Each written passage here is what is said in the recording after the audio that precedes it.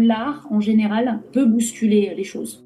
Le festival, pour moi, est un instant suspendu qui permet à chacun et chacune de pouvoir s'exprimer sur ses ressentis, sur ses injustices. Et c'est vraiment une invitation à se plonger tous et toutes ensemble, alors qu'on ne se connaît pas, dans une sorte de rituel qui permet d'être proches les uns des autres et être dans un lien avec l'autre.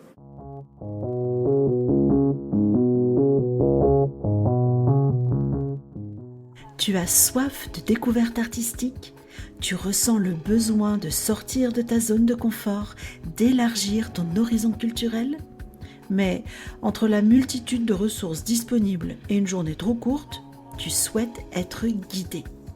Comme un bouche à oreille, ce podcast est là pour guider ta quête, nourrir ta curiosité et combler ton petit cœur d'émotions. Je suis Isabelle, médiatrice culturelle, et je déniche pour toi des artistes talentueux, méconnus des grands médias. Ensemble, explorons différents domaines et soutenons la diversité culturelle. Peut-être que tu trouveras tes prochains coups de cœur. Bienvenue sur le premier épisode de la saison 5 de l'entrée des coulisses. Pour ce tout premier épisode, je vous invite à rencontrer avec moi Julie Louard.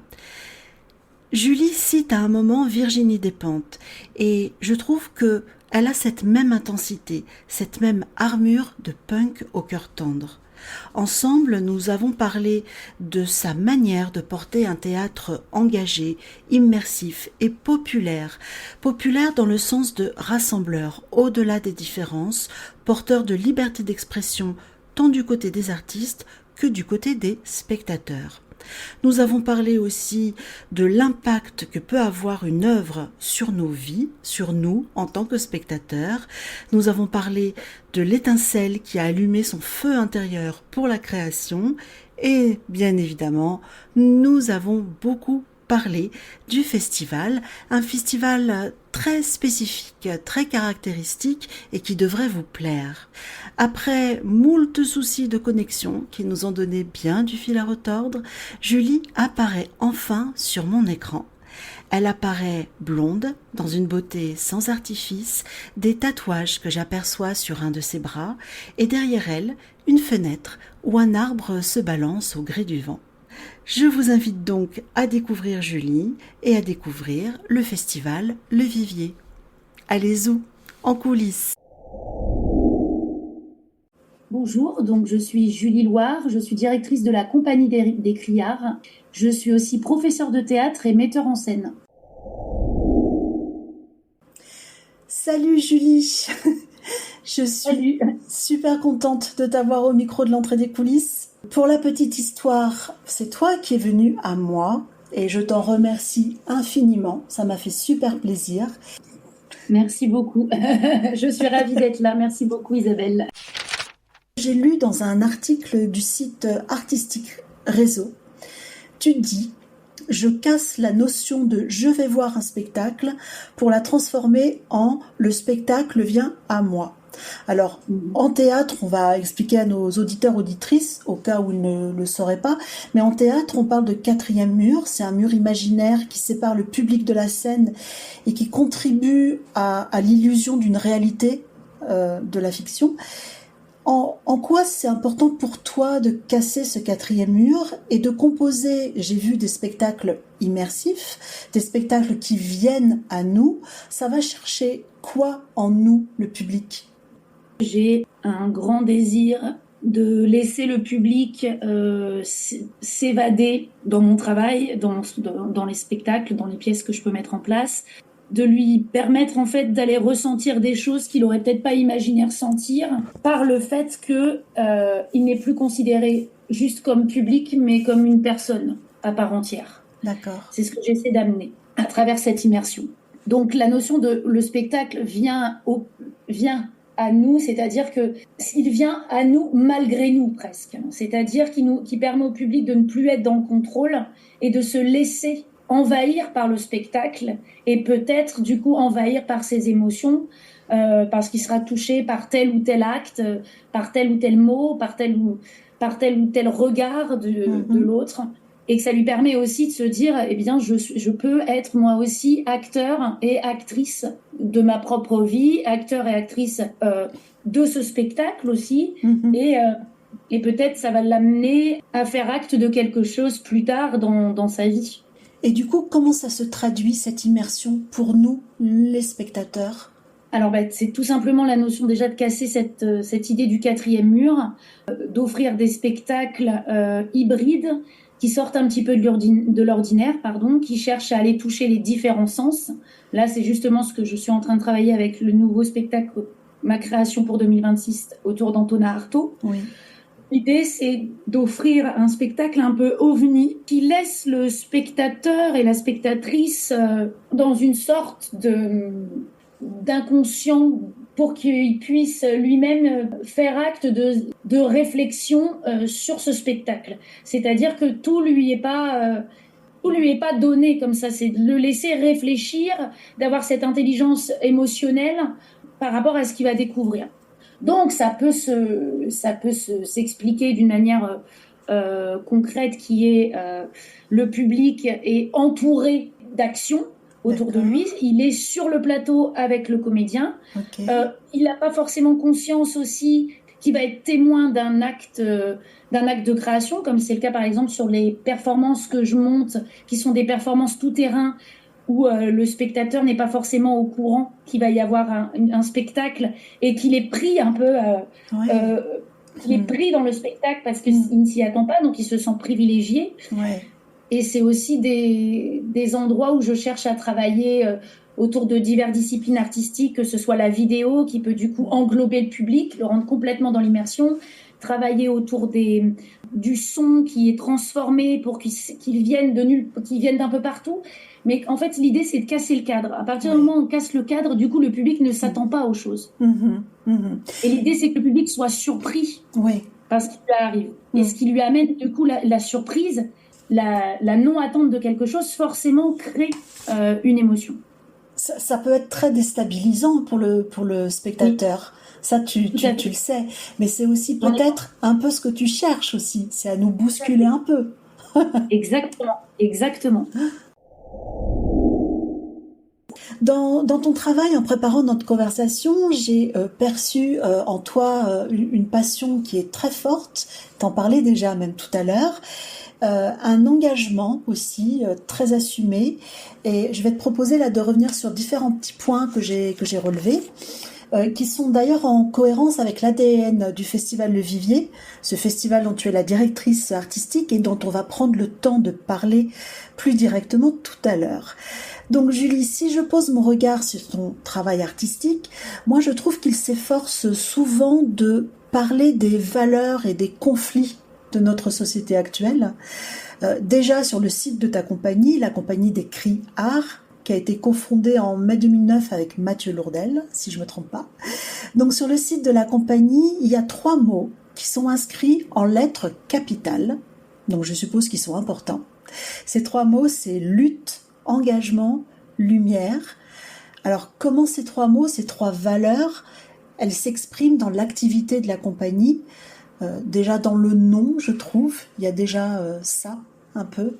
Alors déjà, je vais peut-être juste expliquer d'où viennent ces 3 mots. Oui. C'est quelque chose de très important pour moi. C'est une amie à moi, comédienne, Camille Jacoulet, quelqu'un qui a travaillé avec moi sur un spectacle avec Pic Failure et avec qui on avait prévu moult et moult projets de folie.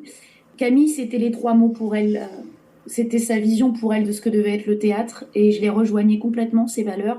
Camille est partie il y a quelques années maintenant, d'une manière assez foudroyante, très très jeune. Et pour moi, ces mots, c'est un hommage à Camille.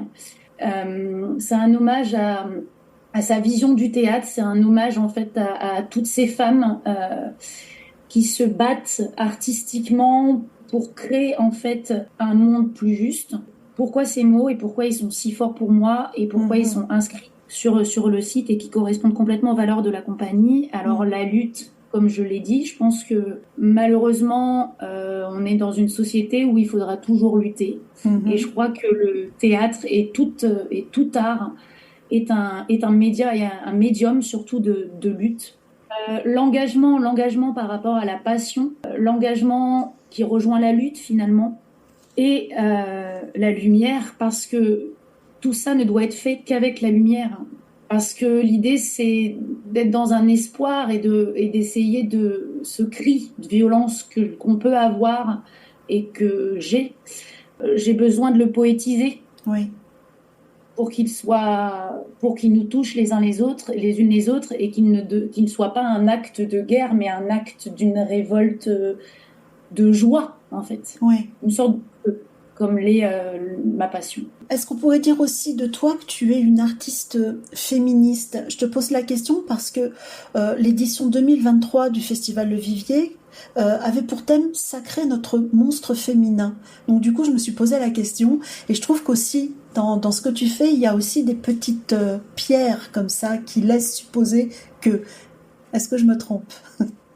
Ah non, complètement. Ouais. Complètement. Après, je pourrais pas dire quel type de féministe je suis parce qu'il y en a beaucoup.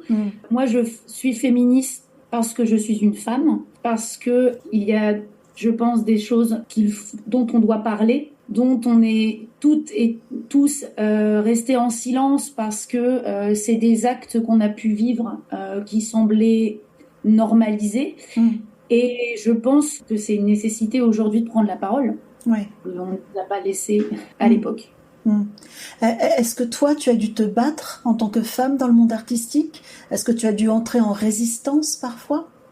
Pas vraiment, mais c'est quelque chose qui se voit juste par le fait que beaucoup de directeurs de CDN, de scène nationale sont des hommes. Ça évolue de plus en plus aujourd'hui. Que dans le monde du cinéma, on le voit, c'est quand même beaucoup encore des hommes. Ouais. Et que les hommes prennent beaucoup de place dans le milieu artistique comme dans le milieu de la société globalement. Ouais. Et que du coup, on devra toujours, en tant que femme, lever le poing pour montrer qu'on est là. Ouais. Je pourrais pas donner un truc vraiment concret de ce que j'aurais pu faire pour me battre pour ça, mais je crois que c'est un combat de tous les jours en fait. Oui. C'est un combat de tous les jours et pas que en tant qu'artiste. Est-ce qu'on peut dire que pour toi, l'art peut et même doit bousculer notre regard, interroger nos vérités sur le contexte social, politique ? Est-ce qu'on peut dire ça dans ta manière de créer ? Complètement. Je ne pourrais pas dire mieux. C'est exactement ça. Oui. Est-ce que tu as un exemple d'une production particulière où tu as exploré particulièrement cette approche-là ? Je dirais Mon corps est une arme. Mon corps est une arme, une pièce immersive que je dis complètement et que j'assume féministe. Ouais. Et j'ai une action, par exemple, qui a été faite et pour moi a été de vraiment essayer de renverser les codes. Ça n'a pas toujours été facile, mais par exemple avec cette pièce, qui est donc une pièce immersive où le public est invité à rentrer dans un espace où vivent des Amazones, donc des survivantes. On est en 2045, les femmes n'ont plus aucun droit sur Terre. Et donc, ce sont des femmes qui ont dû se sauver et se cacher pour pouvoir espérer continuer à vivre et aussi pour créer un acte de résistance pour renverser le pouvoir en place, pour espérer avoir un monde plus juste.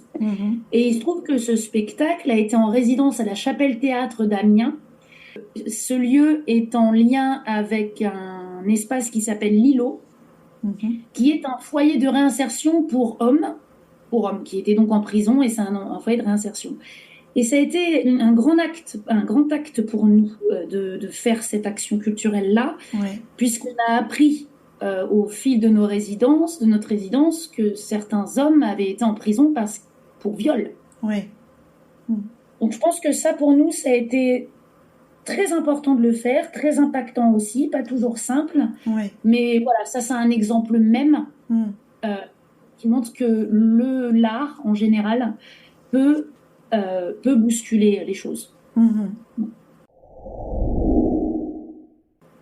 Dans le programme du micro-format du Festival Le Vivier, ça s'est passé en mai dernier à la Bellevilloise à Paris, il y avait une veillée de libre pensée. Tout à fait. J'ai l'impression que c'est un temps récurrent dans chaque édition du festival. C'est important, ces temps de parole au cœur du festival. Pourquoi les programmer ? Comment ils sont pensés ? Alors, pour moi, justement, les veillées sont le cœur de chaque édition. D'accord. Alors déjà, pourquoi une veillée de libre pensée et non pas une table ronde Oui. ou un colloque ou un débat? En fait, c'est tout simplement parce que pour moi, elle représente le centre, un espace de libre parole où on invite des associations partenaires, des artistes qui sont engagés sur les valeurs et les thèmes de l'édition, qui vont permettre juste d'aiguiller le public, de leur donner des tips, comme on dit. Mhm. Mais l'idée, ces temps-là sont des temps où on se sente toutes et tous légitimes de pouvoir prendre cette parole sans être jugés. Oui. Parce que moi, j'ai toujours eu énormément de mal, et c'est moi, hein, c'est moi avec moi-même, mais j'ai toujours eu énormément de mal lors de colloques, de tables rondes, de me dire, ok, je lève la main et face à toute cette assemblée, je prends la parole parce que ça va être intelligent, entre guillemets. J'ai jamais réussi. Et donc, j'ai voulu essayer de trouver un endroit où on se sente à l'aise de le faire. D'accord. Et pour moi, c'est le noyau même de ce qu'est le festival, parce que le festival, pour moi, est un instant suspendu qui permet à chacun et chacune de pouvoir s'exprimer sur ce thème, sur ses ressentis, sur ses injustices, sur comment elle ou il voit la société d'aujourd'hui. Et tout âge confondu, toute génération confondue, toute culture confondue, on peut être légitime de pouvoir dire, en fait. Ouais. Donc voilà. Oui, c'est s'exprimer sans peur, en toute liberté, c'est de la parole libre en fait. Justement, ce festival Le Vivier a lieu chaque année depuis 3 ans. La 4e édition, elle va avoir lieu donc le 23 et 24 novembre au théâtre El Duende à Ivry-sur-Seine. Julie, est-ce que tu peux nous dire en quoi il est différent des autres, ce festival? Qu'est-ce qui le caractérise? Moi, j'ai noté quelques mots très caractéristiques. Cette 4e édition, on a fait, comme tu l'expliquais, on a fait une sorte de micro-format à la Bellevilloise pour présenter un petit peu ce que serait du coup cette 4e édition. Donc on a déjà un petit peu découvert ce qu'elle allait être. C'était donc autour des Amazones vertes sur ce micro-format, donc ce qu'on retrouvera à la 4e édition. Et là, cette 4e édition a pour nom de soi à l'autre quand les frontières deviennent des ponts. Je crois que du coup, elle renvoie à une notion d'essentiel, cette 4e édition. Et donc, on y retrouvera ce qui sera un petit peu différent de l'édition précédente, c'est qu'on y trouvera des ateliers participatifs, des ateliers de bien-être. L'idée, c'est vraiment, comme je le disais tout à l'heure, un instant suspendu. Et là, qui va être vraiment dans l'idée de comment prendre soin de soi, Oui. Comment se redéfinir par rapport à la nature, se redéfinir par rapport à l'autre. Et comment en prenant soin de soi, on peut prendre soin de l'autre. Et comment les différences sont des forces. Et comment les frontières peuvent devenir des ponts. Voilà ce que sera cette 4e. Beau programme. Ça, ouais, franchement, c'est super joli. Moi, j'avais noté aussi que c'est un festival nomade. Il n'a pas de lieu défini. Il est nomade. C'était une volonté ou une contrainte? Au début, je pense que c'était une contrainte. Et puis au fil du temps, en fait, au-delà d'une volonté, c'est une richesse parce que en fait, ça permet beaucoup de rencontres. Ça permet aussi de s'ancrer dans un quartier avec une population, de découvrir une nouvelle population et de proposer un programme qui soit en lien avec la population qui nous accueille. Et je crois que ça, c'est extrêmement important de prendre conscience que en fait le festival il est pour la population et non pas que pour nous artistes et que pour public déjà converti. L'idée c'est formidable qu'il soit nomade parce que ça nous permet de nous réinventer à chaque fois et de découvrir d'autres personnes et d'apprendre et de nous enrichir de tout ça. Et je crois que du coup la 4e édition a cette force là aussi. Justement, on peut pas faire une édition qui parle de prendre soin de l'autre si on cherche pas à créer un programme artistique qui soit en lien avec l'autre. Donc c'est une richesse finalement de toujours bouger. Julie, du coup, comment il est né ce festival Le Vivier? D'où il vient? C'est quoi son origine? Il vient d'un désir de la compagnie et de moi-même d'avoir un lieu. Ça fait un grand moment, depuis des années, qu'il y a ce désir d'avoir un lieu, d'avoir un endroit où inviter des compagnies, avoir un programme, une programmation sur une année, les cours, etc. Et donc à l'époque, donc c'était en 2019, la compagnie était domiciliée au théâtre de Ménilmontant, dans le 20e arrondissement de Paris. Et ce théâtre a fermé du jour au lendemain, laissant pas mal de compagnies à la rue. Et il y avait eu ce désir de la mairie du 20e de mettre en place un appel à projet. Donc est venu tout un travail de ma part, accompagné d'autres personnes, pour mettre en place ce que pourrait être le théâtre de Ménilmontant, le Vivier. Mmh. Donc en fait, c'est venu de là, à la base. L'histoire du Vivier, c'est venu de là. Et donc, après un énorme dossier immense sur ce que serait le Vivier, le lieu, je me suis dit... Pourquoi ne pas montrer ce que serait aussi le Vivier, mais en vrai? Donc, j'ai mis en place un festival, ma première édition, de 15 jours, une bonne folie, pour montrer en fait que concrètement, c'était possible. Mmh. Donc, le festival vient de là. D'accord. Entre-temps, malheureusement, finalement, le théâtre de Ménilmontant a été repris par ses propriétaires, les frères salésiens, qui aujourd'hui n'en font rien. Ah. Il est vide, fermé, rien ne se passe depuis 2019. Encore un lieu culturel qui était un grand lieu en fait de rassemblement en plus dans le 20e, qui est vide. Voilà. Ouais. Donc la mairie n'a rien pu faire malheureusement, et il est à l'abandon.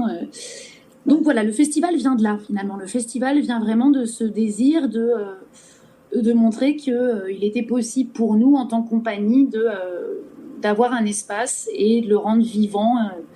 Sur cette saison, sur cette édition-là qui va arriver, évidemment, dans la description d'épisode, il y aura tous les liens utiles pour aller voir la programmation, pour prendre ses places, etc., etc. Mais toi, est-ce que il y a une œuvre en particulier, un spectacle en particulier que tu souhaites mettre en valeur, dont tu souhaites nous parler là plus particulièrement aujourd'hui? Ouf, alors j'avoue que c'est une question très complexe. Je sais, faut que tu choisisses entre tous tes enfants un préféré. C'est très compliqué de pouvoir dire ce qui me touche le plus dans toute cette programmation, puisque sincèrement, toutes les rencontres, tous les artistes, toutes les propositions ont une force en fait, et une poésie qui me touche énormément. Ouais. Ce que je vais faire, c'est que si je vais en choisir un, c'est le Circle Song. Ouais. C'est ce qui finalisera le festival. Et le Circle Song, en fait, c'est une sorte de pratique de chant improvisé. Oui. L'idée, c'est de rassembler toutes les personnes qui seront présentes lors du festival sur cette dernière heure et d'essayer ensemble de créer une émulsion et une écoute de groupe pour créer une composition musicale collective instantanée. Pourquoi j'ai choisi ça? Parce que je crois que c'est l'essence même de tout ça. En plus, bien entendu, de notre veillée de libre pensée qui sera là aussi. Mais là, c'est un moment vraiment d'éclosion pour ce festival. Et c'est vraiment une invitation à se plonger tous et toutes ensemble, alors qu'on ne se connaît pas, dans une sorte de rituel qui permet d'être proches les uns des autres et être dans un lien avec l'autre. Voilà, donc je choisirai le Circle Song. Ça va être un très très beau moment justement, parce que oui. et ça rejoint aussi un des 4 mots en fait qu'on retrouve quand on parle du festival, c'est populaire, et populaire dans le beau sens du terme, c'est-à-dire ensemble. Complètement dans le sens là. Donc, comme je le redis, il y aura toutes les informations qu'il faut pour vous intéresser à ce beau festival. Comment tu le rêves dans 1 an, 2 ans? Comment je le rêve? Je l'imagine continuer sa route et si possible aussi s'ouvrir à d'autres endroits, pas juste l'Île-de-France et Paris, mais aller plus loin. Oui. J'aimerais l'ouvrir vraiment, par exemple, à la Somme, là où je viens par exemple, oui. Dans une campagne profonde, où on n'a pas forcément accès à cette culture et on ne cherche pas forcément non plus à l'avoir, parce qu'on ne donne pas les moyens. Et je pense que ce serait très beau Ouais. Et de continuer sa route, d'être toujours suivi par les artistes qui sont présents aujourd'hui, mais en découvrir encore d'autres et qu'ils continuent d'avancer comme ça et qu'ils soient constamment dans le recommencement, en fait, dans la nouveauté et dans l'espoir. Un bel avenir. En tout cas, j'espère, oui. En tout cas, je trouve ça très intéressant, effectivement, ce retour au territoire des racines, en fait, de rapporter là-bas ce festival qui est donc pluridisciplinaire et populaire dans le beau sens du terme. Quels sont tes premiers souvenirs liés au théâtre ou à l'art en général? Est-ce que tu te souviens d'un moment marquant qui a pu déclencher en toi l'envie de devenir artiste? Alors oui, complètement. Je devais avoir 12 ans. J'étais en colonie de vacances parce que j'ai eu la chance, grâce à mon papa, de pouvoir aller en colonie de vacances. Et du coup, on a fait un film d'horreur. Et je me suis retrouvée à être comédienne dans ce film d'horreur et je me suis éclatée. J'ai ressenti une émotion que j'avais jamais ressentie avant et je me suis dit que j'avais envie d'interpréter des personnages, de sortir de mon quotidien.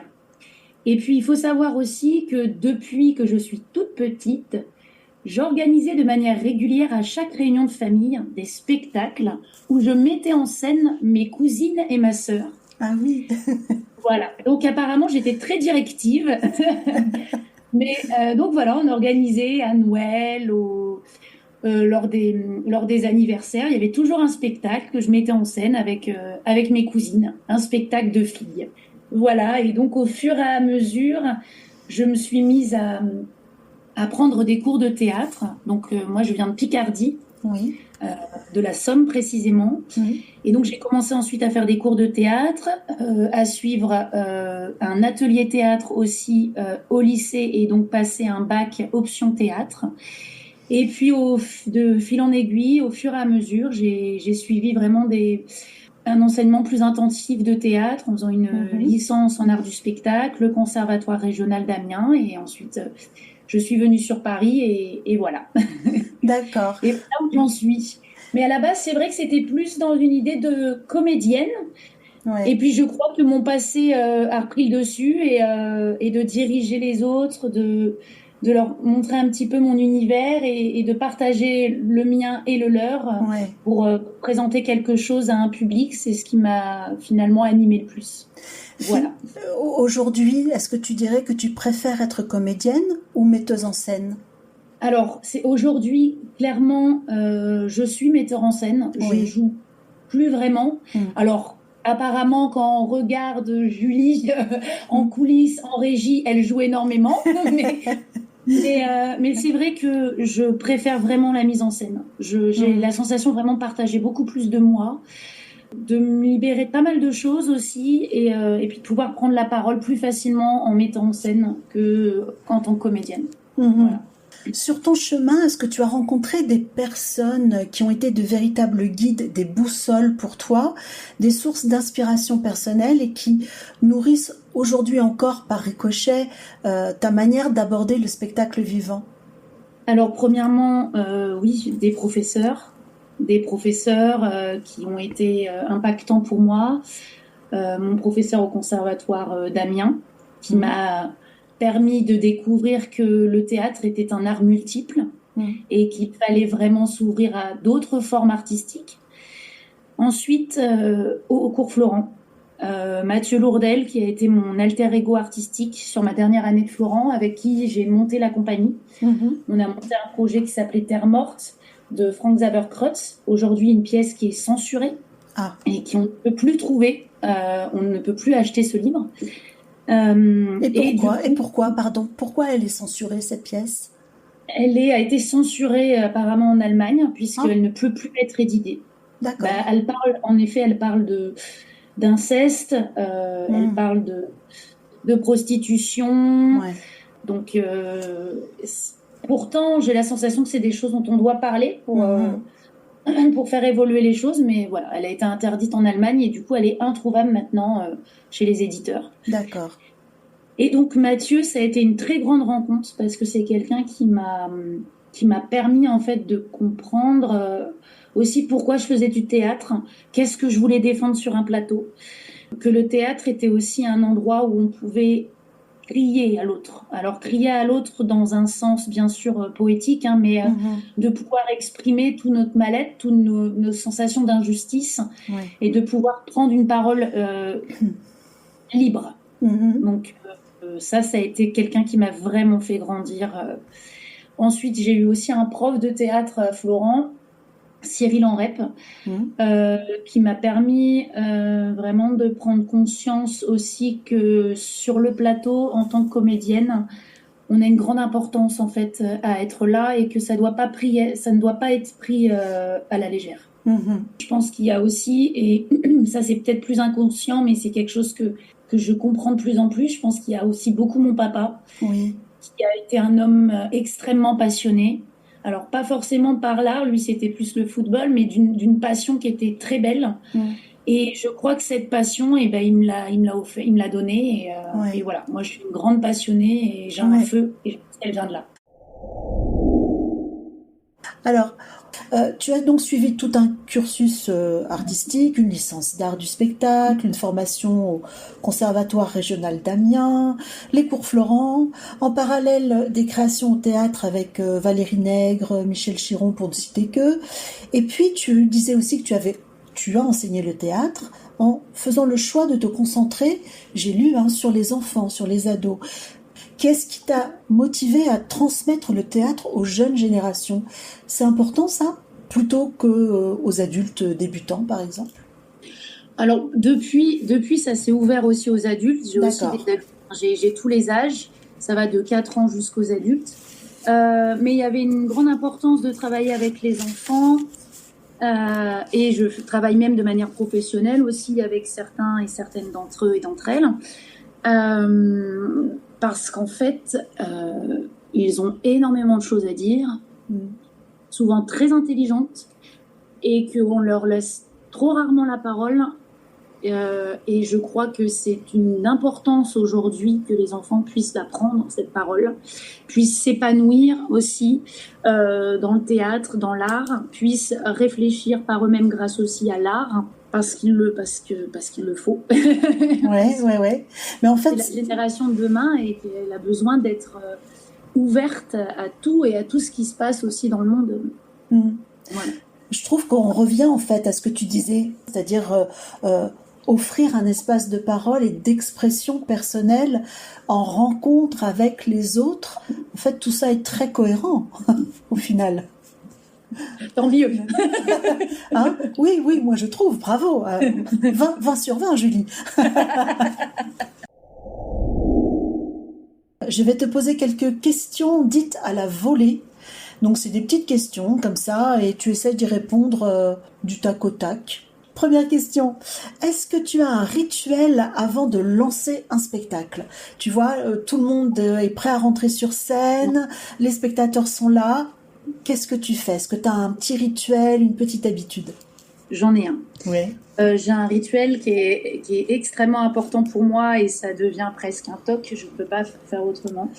Alors déjà, c'est qu'on se retrouve tous sur le plateau, on fait un cercle, on fait un passage d'énergie. Je leur parle, je leur remercie tous et toutes d'être présents et présentes. Je leur dis que cet instant sera un instant qui sera différent pour celui d'après, donc de prendre plaisir à chaque moment.